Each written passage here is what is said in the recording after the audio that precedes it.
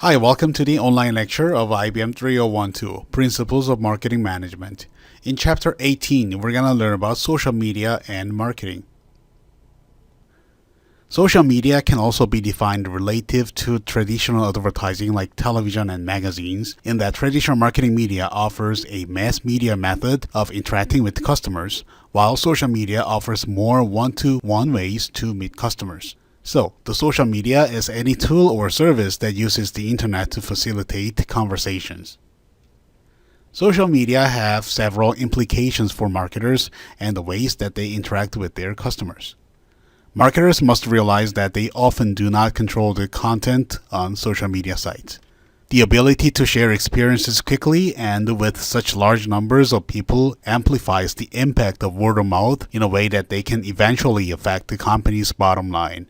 Social media provide more sophisticated methods of measuring how marketers meet and interact with consumers than traditional advertising does. Social media allows marketers to have much more direct and meaningful conversations with customers. So the social media tools and platforms are including social networks, blogs, microblogs, and media sharing sites. At the basic level, social media consumers want to first exchange information, second, collaborate with others, third, have conversations. Thus, it is up to the marketer to decide if engaging in those conversations will be profitable and to find the most effective method of entering the conversation. Before beginning to understand how to leverage social media for brand building, it is important to understand what consumers are using and how they are using it. In the United States, every day 2 million blog posts are written, and 4.7 billion minutes are spent on Facebook, 500,000 tweets are posted every day, and more than 860,000 hours of videos are updated on YouTube. Social commerce is a subset of e-commerce that involves the interaction and user contribution aspect of social online media.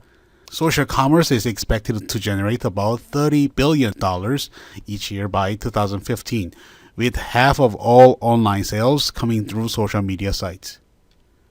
While marketers typically employ a social media strategy alongside traditional channels, many marketers are increasingly incorporating social media into their budget. Crowdsourcing, or using consumers to develop and market products, is one example of how social media has enabled companies to use the input of many where it had the input of a few. So, social media and integrated marketing communications, which is the IMC, allows marketers to have conversations with customers. It can forge deeper relationships with customers, and also it can build consumers' brand loyalty. And also it allows customers to connect with other customers each other. It also enables sharing the opinions about the products, including goods and services, and it can collaborate on new ideas according to the interest. Let's talk about creating and leveraging a social media campaign. There are three categories of media types. First is the owned media. Owned media is online content that an organization creates and controls. Earned media is a public relations term connoting free media such as mainstream media coverage. Third, paid media is content paid for by a company to be placed online. So let's give an example of Samsung Mobile. Owned media will be Samsung Mobile's own Facebook page. And earned media is if individual users like me or you share the posting of the owned media, that becomes the earned media of Samsung Mobile. And paid media is the banner advertising that is placed on the top or on the side of Facebook. To leverage all three levels of media, marketers must follow a key guideline. If balanced correctly, all three types of media can be powerful tools for interactive marketers. They have to maximize owned media by reaching out beyond their existing website to create portfolios of digital touchpoints. Recognize that aptitude at public and media relations no longer translate into earned media. Paid media must serve as a catalyst to drive customer engagement and expand into emerging channels. Social media monitoring is the process of identifying and assessing what is being said about a company, individual, and product or brand. It can involve text mining specific keywords on social networking websites, blogs, discussion forums, and other social media. The first action a marketing team should take when initiating a social media campaign is very simple. First, they have to listen. Exhibit 18.1 talks about 8 stages of effective listening for monitoring the social media marketing campaign. First stage is listening without any objectives. Second, tracking brand mentions. If consumers are mentioning about Samsung Mobile, then they will have some interest about that. Stage 3 is for identifying market risk and opportunities. Fourth is improving campaign efficiency. Fifth, measuring customer satisfaction. Sixth, responding to customer inquiry. Seventh, better understanding of customers. And the last, being proactive and anticipating customer demands.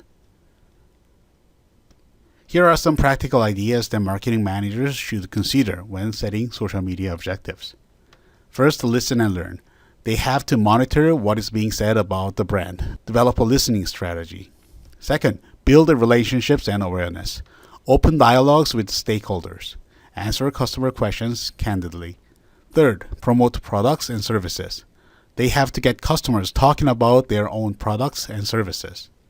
Fourth, manage your reputation as the marketer and brand. They have to respond to comments and criticisms. Participate in forums and discussions. Last, they have to improve the customer service. They have to find out displeased customers and engage them directly to solve the issues. There are several categories of social media users. First is the creators. They are those who produce and share online content like blogs, websites, articles, and videos. Second, critics are those who post the comments, ratings, and review of products and services on blog and forums. Third, collectors. They are the ones who use the RSS feeds to collect information and vote for websites online. Fourth, joiners, the ones who maintain a social networking profile and visit other sites without posting their own. Fifth, spectators, the ones who only read blogs, listen to podcasts, watch videos, and generally consume media. Last is the inactives. In these days, a study of social media users determined that 24% of the social media users are functioning as creators, 37% as critics, 21% as the collectors, 51% as joiners, 73% as spectators, and 18% as inactives. Those 73% of spectators are also called as the lurkers because they are lurking and just finding out what's happening in the network. These are all tools in a marketing manager's toolbox, available when applicable to the marketing plan, but not necessarily to be used at all times at once. So, consumer and corporate generated contents are including blogs, microblogs such as Twitter, social networks, media sharing sites, social news sites, location-based social networking sites, review sites, and virtual world and online gaming. We're going to cover more in detail from next slide. First, the blog is the publicly accessible webpage, individual webpage that functions as an interactive journal whereby readers can post comments on authors' entries with permission. Second, corporate blogs are blogs that are sponsored by a company or one of its brands and maintained by one or more of the company's employees. Non-corporate blogs are independent blogs that are not associated with the marketing efforts of any particular company or brand. Microblogs are blogs that entail shorter posts than traditional blogs. Good example is the Twitter with 140 characters limit. It is useful for disseminating news, promoting longer blog posts, sharing links, announcing events, and promoting sales. The ways a business can use Twitter to engage customers are almost limitless in these days. Social networking sites allows individuals to connect or network with friends, peers, and business associates. Marketing goals for social networking sites include, first, increasing the awareness. Second, targeting audiences. Third, promoting products. Fourth, forging relationships. Fifth, highlighting expertise and leadership. Sixth, attracting new participants. Seventh, performing research. And the last, generating new businesses. Media sharing sites are the websites that allows users to upload and distribute multimedia contents like videos and photos. As we all know, video sites are the youtube.com and photos, for example, is the Instagram. Photo sharing sites allows users to archive and share the photos, and video creation and distribution have gained popularity among marketers because of video's reachability to tell stories. A podcast is a digital audio or video files that is distributed serially for all other people to listen to or watch. Review sites are getting really popular in these days. According to Nielsen Media Research, more than 70% of consumers said they trusted online consumer opinions. For example, I never go to any new restaurants before I check for the Yelp for the reviews, and even before watching a new movie. I go to Flexster or the RottenTomato.com for experts review or the user review. So the review sites are the websites that allow customers to post, read, rate, and comment on opinions regarding on all kinds of products and services. By giving marketers the opportunity to respond to their customers directly and put their businesses in a positive light, review sites certainly serve as a useful tool for local and national businesses in these days. Next topic is the virtual world and online gaming. Virtual worlds and online gaming include massive multiplayer online games such as the World of Warcraft or League of Legends, and online communities like Second Life, and mobile games, Clash Royale or Clash of the Clan. Almost 800 million people participated in some sort of virtual world experience. The annual revenue is near $1 billion. Nearly 25% of people play games within social networking sites or with their smartphones. A growing trend among mobile games is to use mobile advertisement to generate revenue for the game makers in these days. Worldwide, there were almost 6 billion mobile phones in use, and 70% of which are the smartphones in 2012. In 2017, it has grown to 7.19 billion mobile phones, and 32.2% are the smartphones.